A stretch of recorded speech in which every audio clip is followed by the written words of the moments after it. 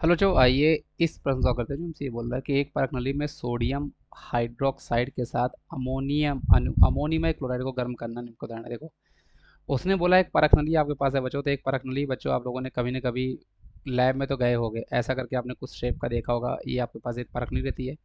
इसमें वो बोल रहा है कि इसमें हम लोग अमोनियम हाइड्रोक्साइड के साथ अमोनियम क्लोराइड को गर्म कर रहे हैं। ऑब्वियस सी बात है बच्चों, जो आपके पास कांच होता है तो वो किसी भी तरह का इंसुलेटर का काम करता नहीं, मतलब इससे हीट जो है बच्चों वो बाहर आ सकती है। और यहाँ से बच्चों आपके पास जो मास होता है, मास भी आपके पास बाहर जा सकता है, हीट भी बाहर जा सकती है। मतलब यहाँ पे बच्चों मास और हीट दोनों का इंटरेक्शन सिस्टम और सराउंडिंग, मतलब निकाय और निर्वात जो आपके पास होता है, सराउंडिंग सिस्टम सराउंडिंग बीच में जब मास और ऊर्जा दोनों का ट्रांसफर आपके पास हो रहा होता है, तो वो जो निकाय आपके पास होता है बच्चों उसको हम लोग खुला निकाय बोला करते हैं।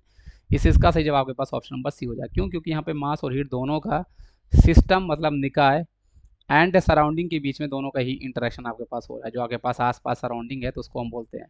तो सराउंडिंग को आप क्या बोल सकते हो? जो आपके पास चारों तरफ का जो आपके पास वातावरण है उनके बीच में दोनों का ही बच्चों आपके पास इंटरेक्शन हो रहा है। तो जब कभी भी दोनों का इंटरेक्शन होता है उसको हम क्या बोलते हैं बच्चों? खुला बोलते हैं। बंद निकाय कब होता है बच्चों? जब आपके पास मास जो होता है बच्चों, मास का नहीं हो रहा होता है, भार का नहीं हो रहा होता, लेकिन हीट हो रहा होता है। जैसे आपके पास प्रेशर कुकर जो हमारे पास होता है जिसमें हम लोग खाना वाना बनाते हैं, चावल वावल बनाते हैं ना। तो आई होप आप इस चीज़ को समझ पा रहे होगे बच्चों। ये बहुत बेसिक होते हैं, ऐसे एग्जाम्पल आप एग्जाम पूछे जाते हैं तो अंडरस्टैंडिंग आपकी होनी चाहिए। Thank you.